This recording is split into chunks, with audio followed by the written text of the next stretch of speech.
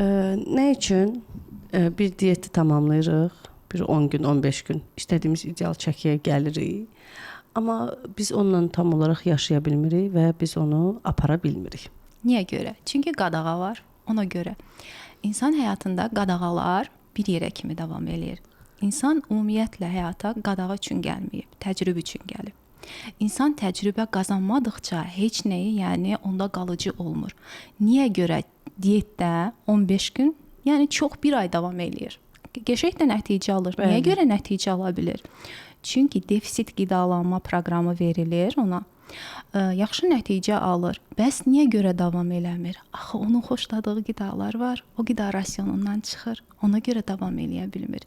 Niyə görə ümumiyyətlə həyatlarında diyet proqramı olmayan insanlar davamlı çəkilərində qala bilirlər? Ona görə ki, onların psixologiyası onunla məşğul deyil. Yəni o balansı tuta bilir. Əslində qida özü bir davranışdır. Köklük səbəb deyil. Köklük yəni bir nəticədir burdadır. Amma neynirlər? Köklük üçün mücadilə edirlər ki, biz onun üçün çalışırlar. Mən uzun müddət, yəni bir 5 il tək diyet proqramı üzərində işləmişəm. Amma gördüm ki, burada düzgün getməyən nələrsə var axı. Niyə görə mən pasiyentin birindən yaxşı nəticə alıram, o birindən yox? Analizlər yaxşıdır.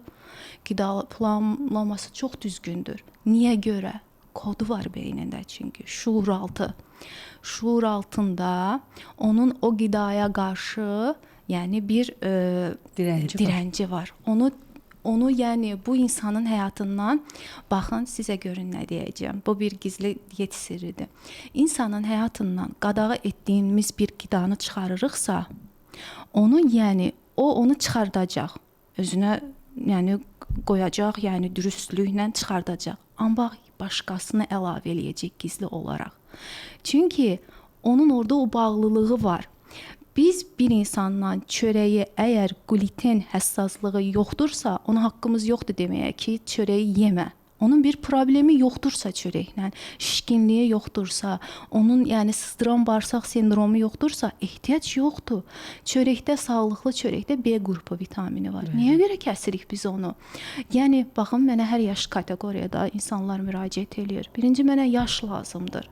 Mən hər kəsə verdiyim diyet proqramı ilə, hər kəsə işlədiyim şuuraltı proqramı ilə o birisinə onu verə bilmərəm.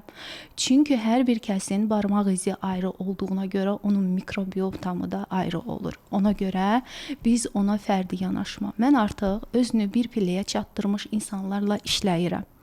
Məsəl üçün, mənə çox soruşurlar, marafona necə qoşulaq? Yəni, mən buradan qeyd eləmək istəyirəm ki, artıq mən özlərini müəyyən səviyyəyə çatdırmış insanlarla işləyirəm. Çünki burada insanların şuuraltı çox önəmlidir. Bilirsiniz, biz qidalanmağa nə vaxt başlayırıq?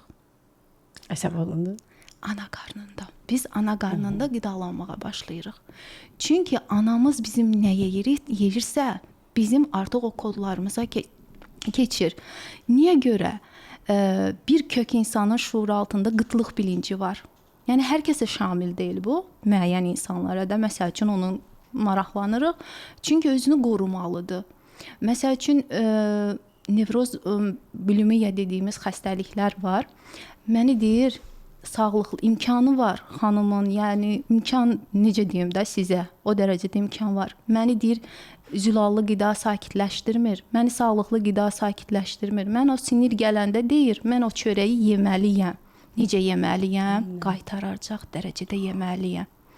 Yəni, onun artıq o nədir? Koddur.